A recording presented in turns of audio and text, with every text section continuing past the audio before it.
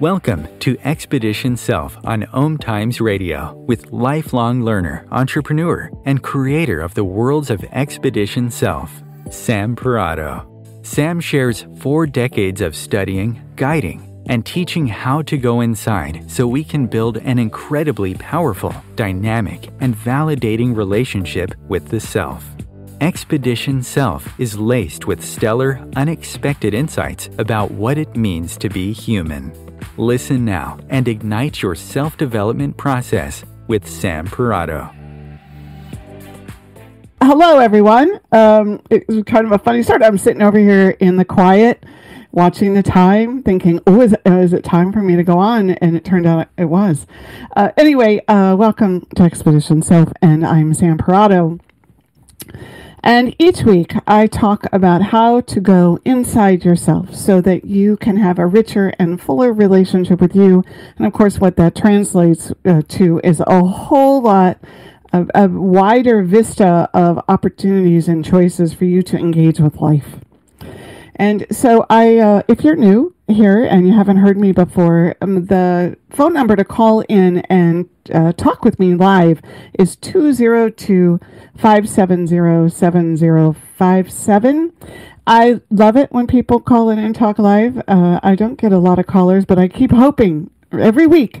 I think, this is going to be the moment that the universe opens up and people really want to engage with me about what I'm talking about. Also today, I'm going to shift my typical format where I chat about a bunch of random things in the beginning of the show and then dive into my subject after the first break, which is around 20 minutes in. And the reason I'm shifting is because I keep running out of time in terms of finishing like the subject or the things that I wanted to cover. So I thought, okay, I'm going to try this. And so I'd rather finish the subject and then chat it up if I have time at the end. And so what's funny about tonight is I'm not sure I have as much content around this as would fill a whole hour. So we shall see how it goes. So what this means for you in terms of your listening is that we're going to start off more seriously. Also, the other thing I wanted to share about how I craft the shows is that they're building on each other. So there's like a brick on top of another brick on top of another brick. And what I'm looking for is that you allow the conversation really to resonate exactly where you are. So if you stop being interested in what I'm talking about after the first paragraph, that is fine, right? And if it turns out that you don't find anything that is clicking with you until the end, that's good too. It's just that the way our brains work, I think we're like, I have to understand every word. I have to understand every sentence. And I don't think you really do. I think you just have to let it kind of speak to you and communicate with you on that unconscious level. And hopefully by the time I'm done with an hour, you have some new way to think about the inside of you and the way you feel and the way you know yourself. All right, so here we go. 3, 2, 1, go. Right, no cut. Here we go. So tonight we're going to talk about the significance of the words, "you're okay." And the reason I wanted to do a show about this is because over the years I've had hundreds of moments in my own life when someone said those exact words to me. And as I thought back over how they landed and how they penetrated the inside of me, sometimes they really worked. They meant something, and it made a shift for me. It aided me, right? And sometimes I think they actually did the opposite. And of course, these words haven't just been directed at me. I have witnessed, I don't know how many moments that others have said them, ranging from children, right, in a moment with a child, to someone who's taking their last breath. I think I even said it to my grandma when she died, it's okay. It's okay. It's all right if you leave. So words are used all of the time to lay like blankets over our human experience. I mean, look, here I am using words trying to describe how you might think or feel about your own growth process. Like words are they're the currency, right, of being in so many ways. So in our interactions and to explain how we're occupying our bodies and our lives, we use words. This blanket of words oftentimes can support more of the self rising to the surface, or it can cause the self to retreat. I don't know why I want to tell you this, but I want you to know that I only speak English. And so when I talk about words, those are the only words I'm actually familiar with. I have to believe that other languages are used, though, in similar ways. Although I know some omit words, like I've been told that Persian doesn't have words for various emotions. Or like ancient Sanskrit has 22 words for love. So to really set this conversation up fully, we have to start by agreeing that words matter. Words have weight. Words are important. Words play a huge role in how we interpret what's going on inside of us.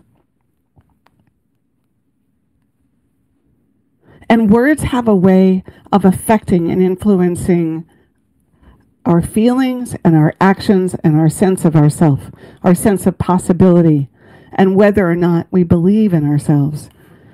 They have to do with our sense of self, our self-regard, our capacity to label and categorize various sensory experiences. Well, I think I'm making the point. Words matter.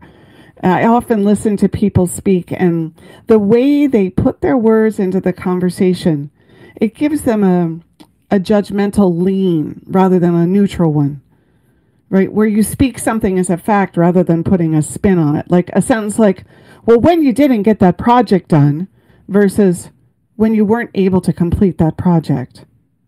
Right? The idea that every time a word comes into the space, it has being that's wrapped around it, that gets communicated right along with it. Words are like Trojan horses.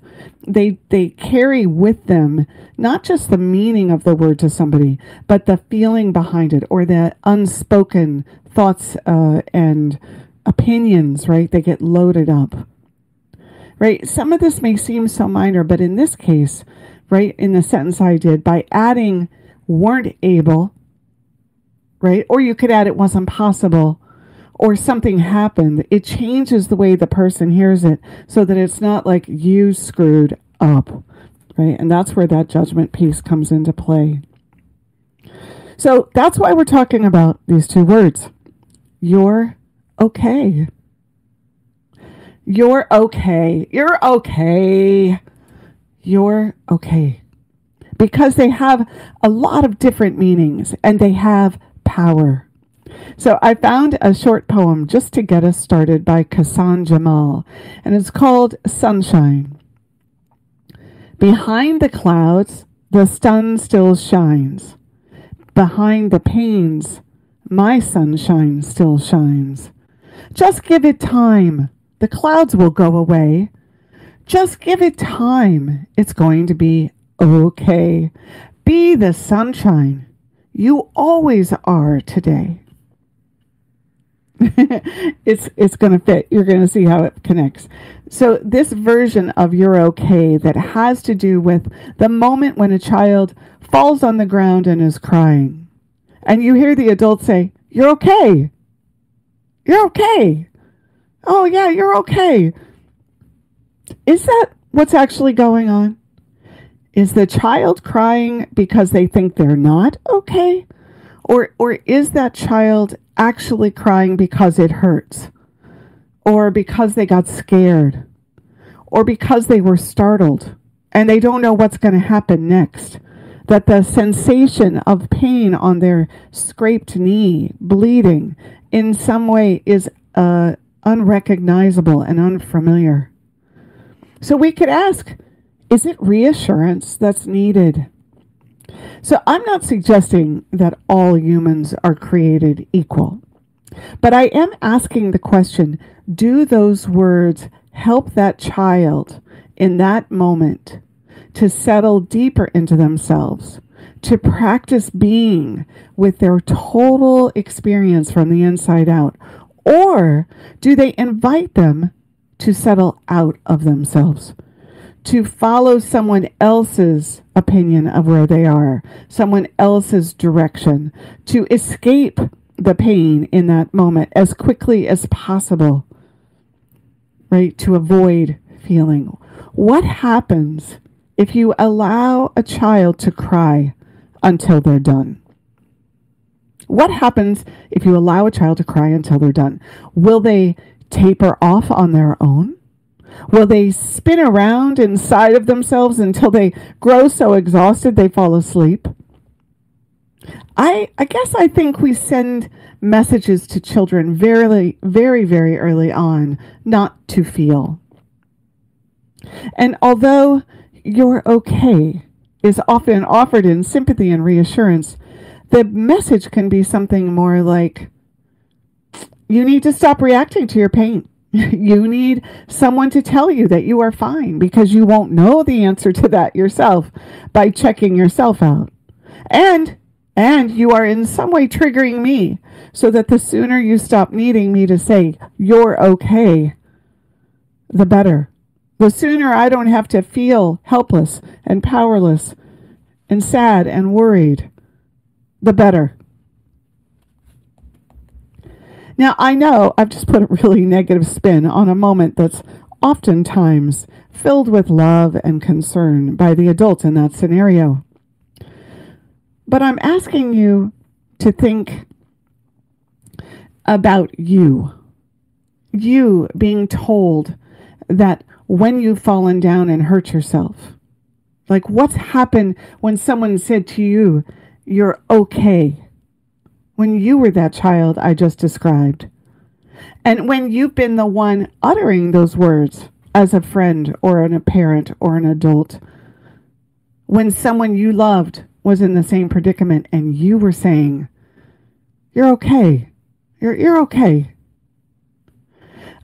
We start shaping others to not feel at a very young age. And the message this sends is one of, leave the inside of you. And maybe plus, listen to me. I will know better. And maybe plus, run from your pain. That's scary in there. Don't do that. Don't stay in there. Come on out. What if you could turn those words around and ask, how does your knee feel? Are you frightened? You've hurt yourself and you might have to go to the doctor. Like, are you scared right now? Do you need to sit down and let the pain go away on its own? How many of us rush to fix it? Rush to put the Band-Aid on? Rush to get the first aid cream or whatever, the Neosporin? Believe it or not, 2-year-olds can answer these questions when they're taught from a young age to feel. Because inside the body of a child, they are all sensory. They're naturally wired to feel. The putting words on those feelings is what the development is all about, what growing is all about.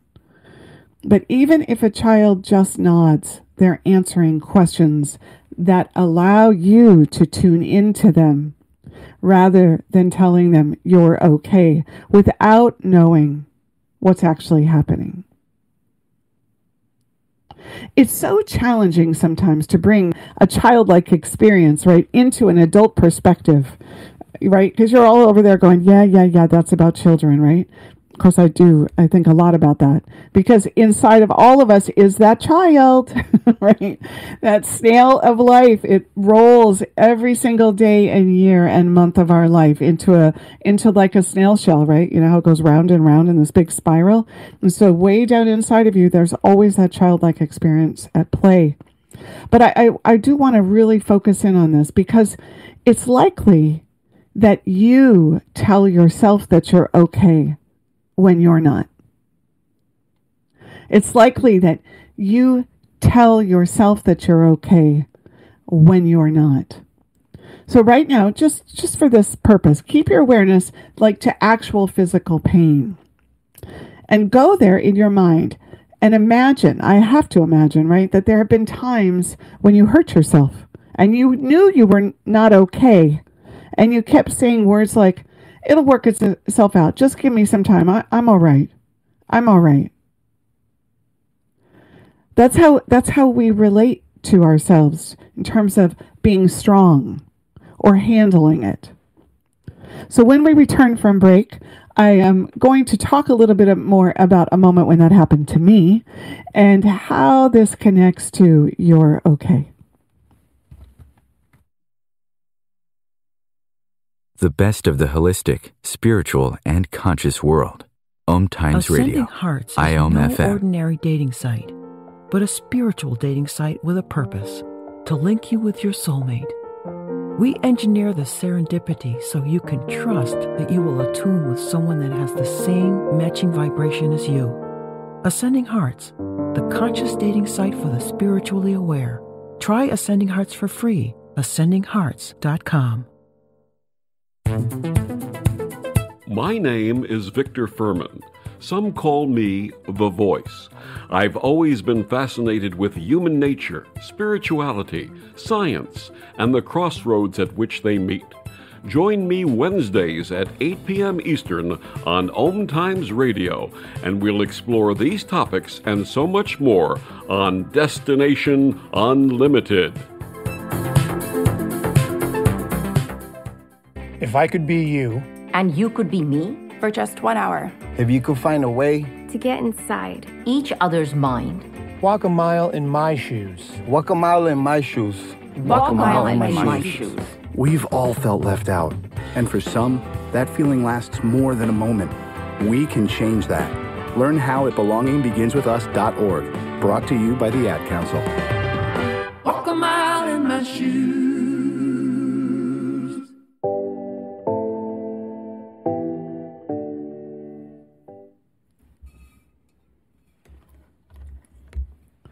All right. Well, welcome back. You're listening to Expedition Self. I'm Sam Parrotto, and today we are talking about these powerful, complex, multi-purposed words, you're okay.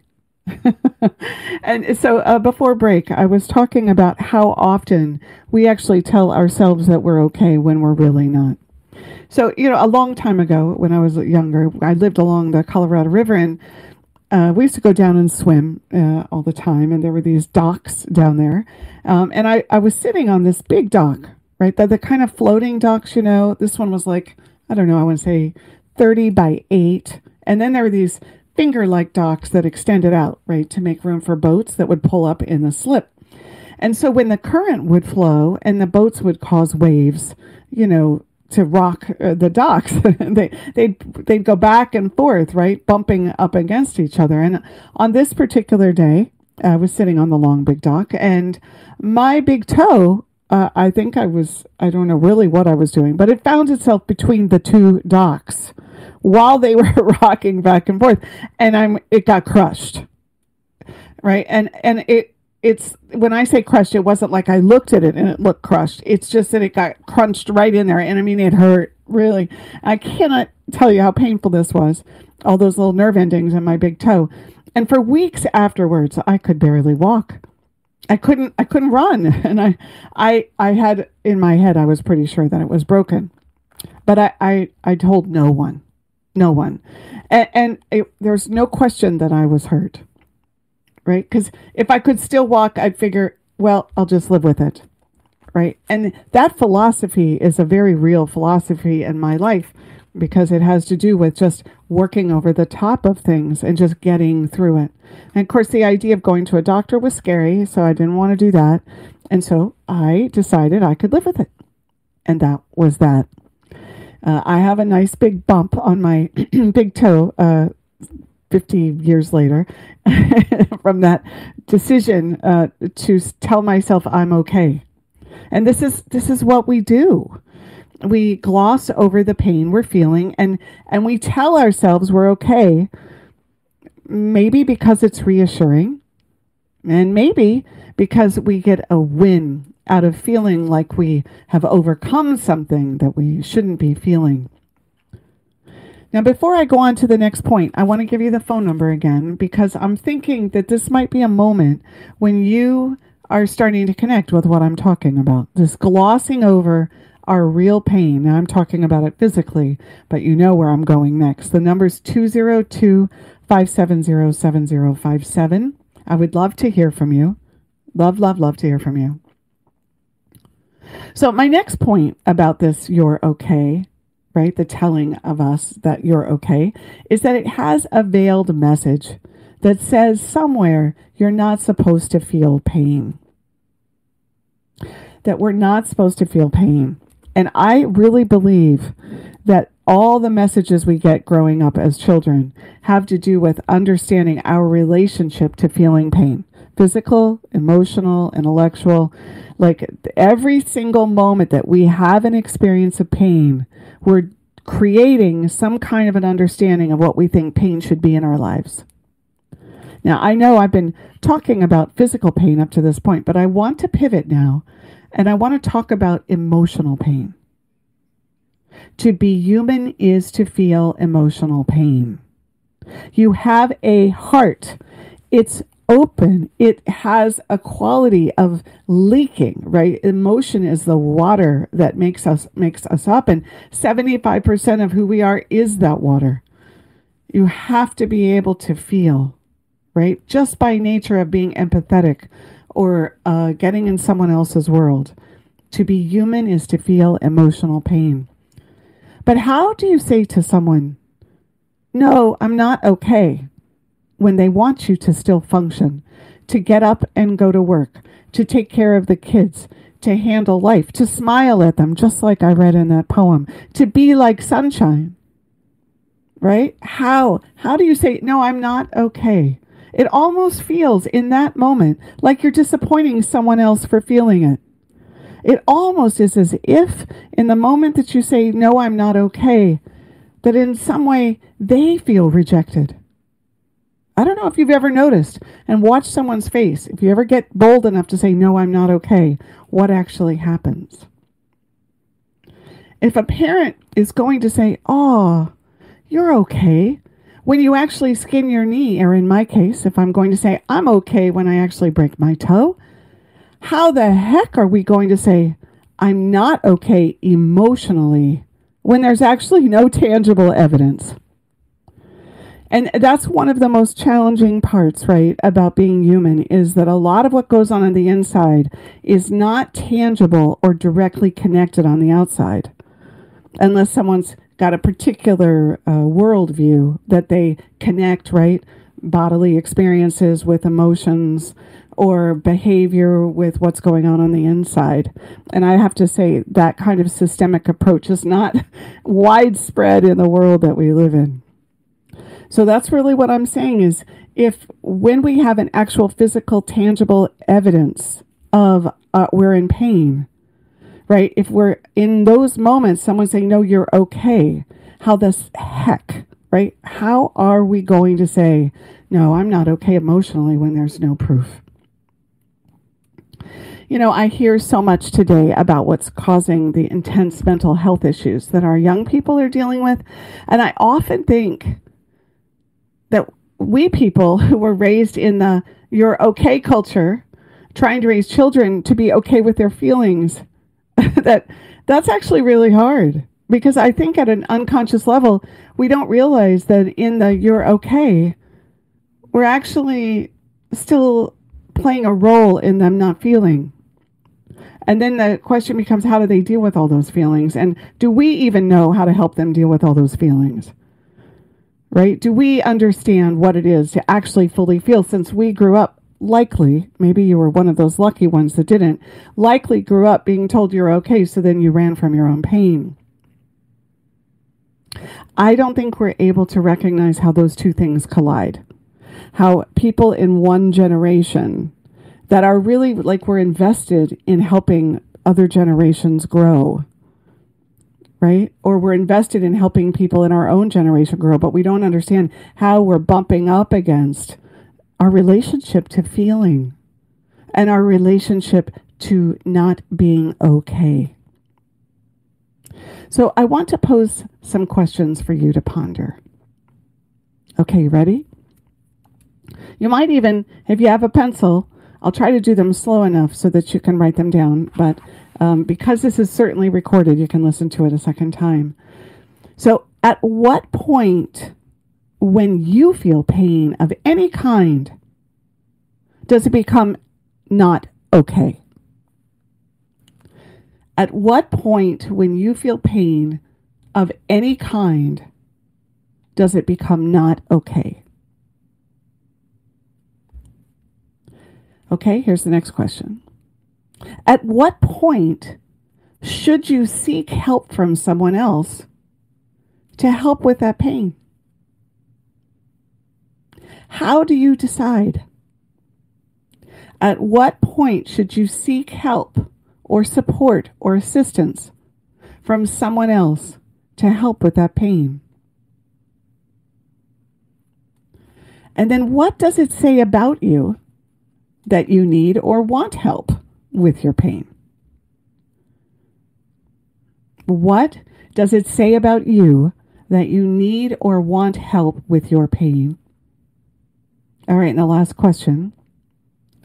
How does your sense that you are not okay impact your sense of who you are and what you're capable of? How does your sense that you are not okay impact your sense of who you are and what you're capable of? That last question is super important because one of the equations that gets put in place with this, you're okay, you're not okay, I'm not going to tell you I'm not okay, is that it starts to be proof of our value or proof of our strength, right? That to the degree that I can be okay when I'm not okay, that means I'm strong. That means I'm capable. In some ways, right, it ends up kind of representing like proof of my significance and my value in the world. So let's go back. At what point when you feel pain of any kind, does it not become, I'm not going to say this right, does it become not okay? Right? When does the pain get to be enough that it becomes not okay? What has to be going on? What has to be happening? What has to be showing up for you emotionally in the world? What has to go on for you? And you can use the physical one too. Enough that you say, it's not okay. This is a big question. Well, first, you have to know you're in pain. And I think it's hard to realize when we're in emotional pain, especially when we've decided to bury it or push it to the side as a way of getting through life. And even if you do realize you're in emotional pain, the nature of the subconscious, right, it has us remain unaware of so many pains when they're attached to, like, delivering on our self-image, trying to prove to ourselves we really are better than we think we are, right? Or circumstances that actually keep it hidden away because it's too much, right? In some ways we haven't said to our brain, I'm ready, send me some more stuff, I'm ready to see more, right? So again, first you have to know you're in pain, you have to want to be in the pain, you have to want to find it. And secondly, when you decide that you're not okay, what do you do next? And what does that mean? And how not okay do you have to get? And do you ask the question like, well, should you tell everyone? That happens to be one of my choices. I like to tell everyone I'm in pain.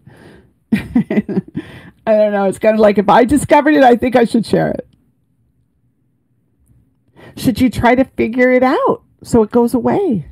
So now you go in your brain and you try to sort it all out so that you get to some place where you can find some peace in there.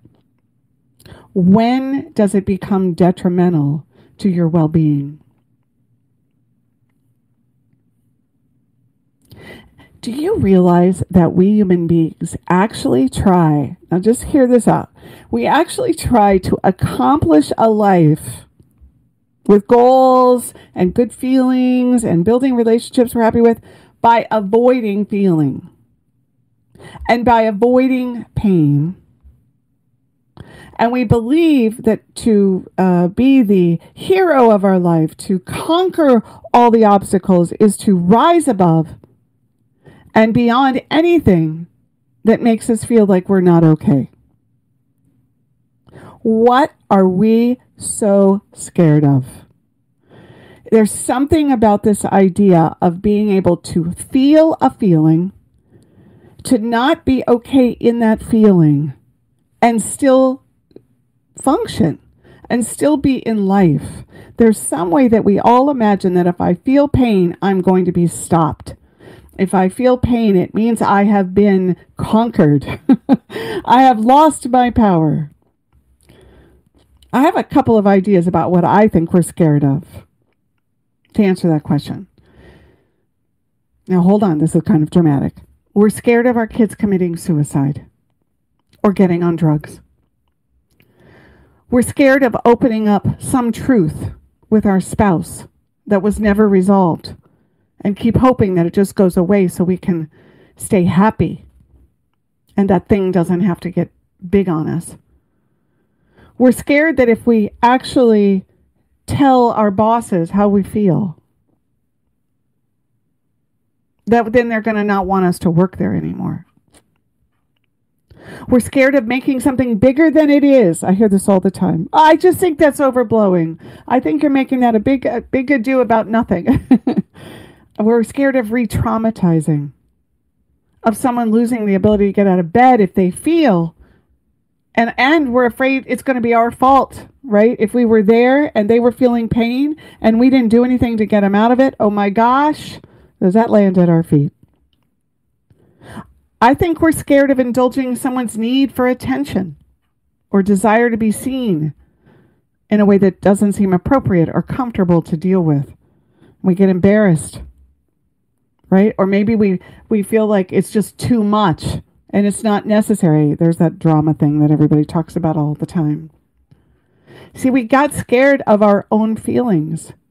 We didn't get to listen to them for ourselves. And now we're scared of everyone else's.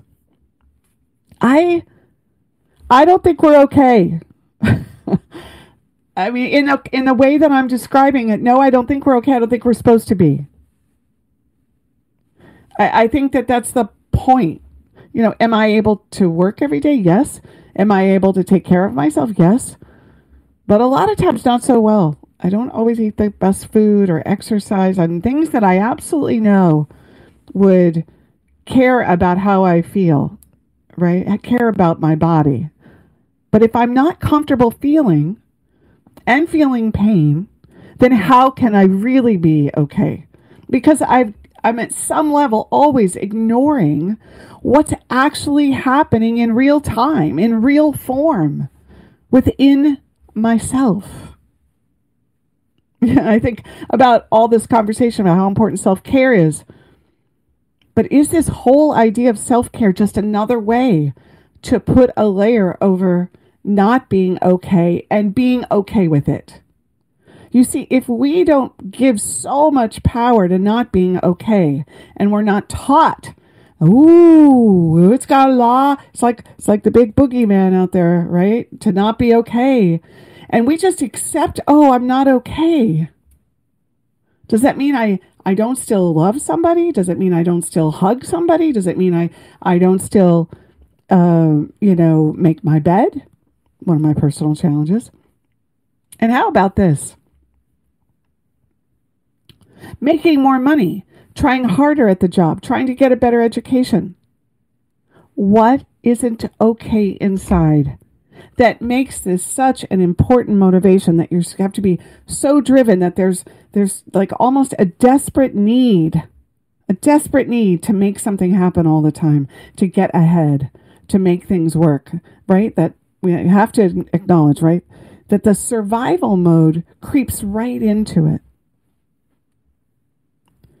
You know, I work with people in business settings by day, and I want to tell you, trying to get any one of them to give up what makes them feel successful and capable to make room for a different way of working together is virtually impossible.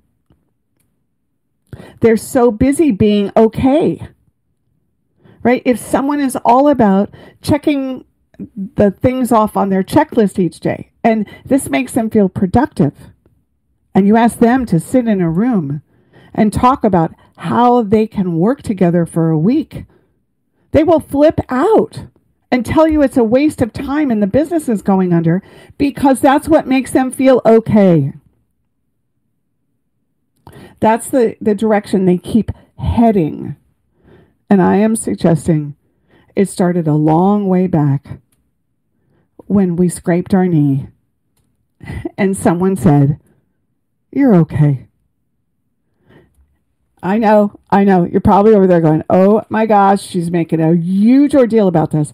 Don't worry, by the end, I do come back and give it some more perspective. But in this moment, I want you to think about it.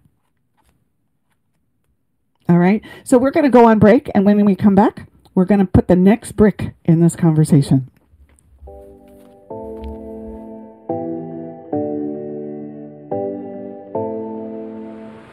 The best of holistic, spiritual, and conscious world. OMTimes Radio. IOM FM. Host your show on IOM FM, the radio network of OMTimes Media, one of the more recognized brand names in the conscious community, and is backed by the extensive marketing reach of OMTimes. Hosting a show on IOM FM immediately connects you with our extensive, dedicated community. Hello, I'm Sandy Sedgbeer, host of OMTimes Magazine's flagship radio show, What is Going On. My passion is sifting through information, research, and innovations from new thought teachers, speakers, and researchers pushing back the boundaries of what we know about life, energy, metaphysics, and the universe. I love shifting perceptions about who we are, why we're here, and how quickly impossible becomes normal when we open our minds, expand our awareness, and accept that the only limits that exist are those we place upon ourselves. So if you're the kind of forward-thinking, eager investigator of what lies beyond the current reality that most perceive, why not make a date to come play with me in the field of possibilities at 4 p.m. Pacific Time, 7 p.m. Eastern Time every Thursday, and together we can discover what's really going on. You came across someone struggling with hunger. How would you recognize them? Would you notice an 8-year-old girl who's not excited for summer break because she may not be having lunch again until September? Or a war veteran who's having a hard time landing a job and getting back on his feet? I am the 1 in 8 Americans who struggle with hunger. I am hunger in America. Hunger can be hard to recognize. Learn why at IamHungerInAmerica.org, brought to you by Feeding America and the Ad Council. All right, well, welcome back. I'm Sam Parrotto. You're listening to Expedition Self, and today we're talking about the words "you're okay." So we're about to go to this next point about "you're okay," is that I think as we grow older, we spend a lot of energy trying to stave off not being at okay, right? At times that we really are okay, right? It's kind of like, think about it this way, right? If we're busy trying not to be not okay, but in actuality we are okay, we miss the middle of that, right? So why would we do this? Why would we actually, instead of using those downtimes, those places where you can really just allow yourself to be with not being okay and discover that you are okay then, why do we do this? Well, we do it because the messages way down inside the self are still a response to being told you're okay when you weren't. And so you don't see not okay moments when they're actually okay. Okay, I'm thinking this is confusing. So it goes something like this. There you are in your life and you're very focused on whatever the elements of life you believe keep you okay. Whatever those are. It's making sure your family always has good meals and the house is clean. Or it's keeping people who work for you getting to the product out on time. Or maybe it's planning life, so more and more can be put inside of it, right? So that everyone's getting all these big world life experiences. And all of this is so very compelling. You are working to keep things okay. But while you're doing this, it's very possible, likely, probable, that you're missing what's not. Because you're only focused on things that look okay. Right? So as a manager, you miss that your employee isn't really satisfied or happy with how you're leading. Or as a mom, you miss that your kids are missing out on social opportunities because you're demanding they be at the table each night for dinner. As a busy parent, you're missing that your child needs to have nothing to do because when you look at them, you don't want them to be lazy. Think about so many like groups, like communities or families, like gatherings of people. And what is normalized in that community? What has an easy time finding it into the space? That's what I'm talking about, is that the more you're into being okay, the more you rule out any place for anyone or any situation that is not okay. You see this "you're okay" thing. It has a very wicked backlash. And it covers a lot of life territory. It has you mislead yourself about where the pain is, right? Because if it's not in there, inside, right? And you're trying to be okay about whatever it is, it's going to find a home out there with others, right? It's going to get projected outward. It's got to go somewhere, right? It's the person we direct it at the person who's making laws, or right, is in the government, or we direct it at the person who's privileged and doesn't have to work as hard as you, or the friend who's not considerate, or the neighbors who leave you out, or the coworker who takes credit for your ideas. Your attention, because it's not comfortable being not okay on the inside, is pointed in the opposite direction. This is my flashlight on the self, right? The flashlight's out because while you're trying to be okay on the inside, when you're really not, you're dealing with things that aren't okay on the outside, but they're not the place that you can actually operate from. They're on the outside. They're really all just byproducts of the I'm not okay, but I'm okay in other people. I mean, we're all walking around like this. I'm not okay, but I'm okay. Yeah. No. Listen, I'm not okay, but I'm okay. Oh, I don't even know that I'm not okay. Right? No, I don't. We never want to worry about what I'm not okay is, right? So I'm hoping this idea is starting to gel for you. And I'd like you to start giving room for "you're not okay." And I'd like you to think about how can you cultivate relationships that allow you and them not to be okay. I remember coming out of surgery when my spine was fused and I was completely out of it, right, for 6 hours, right? Wasn't supposed to move at all for 24 hours. And I literally sat up in bed saying to myself, I'm okay, right? It's like, it's so in our bones. It's so woven into our cells. How often do we use "you're okay" to get ourselves through something? And what does this mean? When I say to myself, I'm okay, it means I'm breathing, I can still move, I'm still able to live life. I think of it when someone goes through a divorce and their life that they built looks like it's falling apart around them. They're losing their home and having to create like a sharing agreement around the children. This does not feel okay. But there is something about reminding ourselves that we're still here, that we still have hearts, that we can still stand up to life, that it's not going to break us.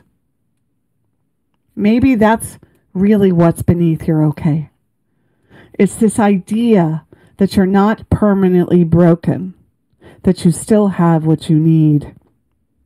So yes, I'm saying that in that moment when the parent talks to the child who scraped their knee, maybe one of the pie pieces that's present at that moment is, you're not permanently broken. So this is important encouragement, isn't it? We can still breathe. Life is in fact overwhelming. We do get scared. This is a real thing that we can get so overpowered and overwhelmed and confused by the things we're dealing with, especially if we get raised inside of a you're okay when you're not kind of mentality. Reminding ourselves that we're not broken, it's useful, it's helpful. It's like an internal affirmation that helps us to collect our inner resources, to gather our strength, to dig down deep and bring to the surface all that will band together on our behalf. These internal affirmations like, I am enough, I am okay, they are heard by our inner child. They give us extra courage to face whatever it is that's threatening to overtake us. So the question here is, when we hear you're okay as a child, while I still contend it sends us in the direction of not listening or checking into where we're not okay and feeling, I am wondering if it also reassures us from someone who we trust and is caring for us and representing that comfort of a loving parent, that it reassures us that we're not broken. You know, if we're raised by people or surrounded by people who say, you're okay, and they roll their eyes, you're okay, and don't have sincerity about their empathy, do you think we know this no matter what age we are? So this is the other reason I wanted to talk about this today on today's show, is your okay has so much influence. And the degree to which our heart is invested in offering reassurance of you're not broken, but I still want and care about your pain. Does your okay then become one of the most loving things someone can offer us? This is it, right? It's the idea that I can offer up your okay, but what also comes with it, which is tied to whether I can be with my I'm not okay, is that I also care about your pain. I also care about your feelings. And then your okay is loving. I've lived through some big blows in my life, and one of them was a point when we were working with a client, and I said something that made a person uncomfortable, so uncomfortable that she wrote a letter to the owner, and we basically were let go at that time, abruptly. You know, my income, my employees, my sense of integrity, my shame, all of it was on the line, all of it. And as I cried my way through 3 days of definitely not being okay, at the end of that time, one of my friends said to me, you're okay. And in that moment, because I had basked and bathed in my pain and all my feelings, it was the right moment for me to remember who I was. That this did not break me, that I could recover, that I could go to work on the unconscious part of me that had me not realize I was saying something that was uncomfortable for someone, for this employee, that I was still able to breathe, to walk, and to exist. I think about this a lot when someone goes through a life-altering experience like losing a limb or dealing with a life-threatening illness. Like, how do they find the place inside where they really are okay? And do they? So here's the question. Is this really part of resilience? Wrong word. Resilience. And if it is, then it makes a lot of sense that for those of us who have been raised in the you're okay culture, we believe we're helping our children and others to be resilient by telling them that they're okay. This is what I'm curious about. What do you think? What do you think about that? Are we helping our kids be resilient, confused with validating that they get to have feelings and not be okay? So the last layer I want to mention about this is that I think you're okay can foster denial. And I really don't think denial helps us to face our lives. I mean, maybe I guess I shouldn't say that, because if it's really rough, denial helps us get through it. But to me, denial is just another form of being unconscious. And we know that being conscious is not easy. It's painful. It's weighty, right? And it causes us to not be okay at times. We would just like a break. I had a grandmother who lived in what I considered a pretty strong, bypass, right? About you're okay. Like everything was okay. And everything was not okay. The living conditions, her relationships were not great. They were violent. And while she had a good job and was respected in her home spaces, things were not okay. And when any one of the kids wanted to object to how it was going, she could not hear it. See, in denial, it's when your okay is really a wish or a dream or a hope. It's almost used to gaslight you and everybody else so that you don't have to take in the reality of what's really happening. So this idea that you're okay is often intended as reassurance or encouragement, but instead we're saying it puts a lid on the real inner experience, right? And the pain. And then that causes us not to be able to see the reality of our outer experience, right? This is something we can get a lot more aware of. By my grandmother having no contact with her I'm not okay as a younger person, when she grew up, she couldn't be with it at all. Do you feel okay? Are you able to recognize that you're not broken, even if you feel like you are? What kind of help do you need? Let's just sit in this in the final moments of today's show. Where are you not okay? Where are you in pain or discomfort, physically or emotionally, and you gloss over it? Where do you need reassurance right now to be reminded that you can handle what's happening because you are able to breathe?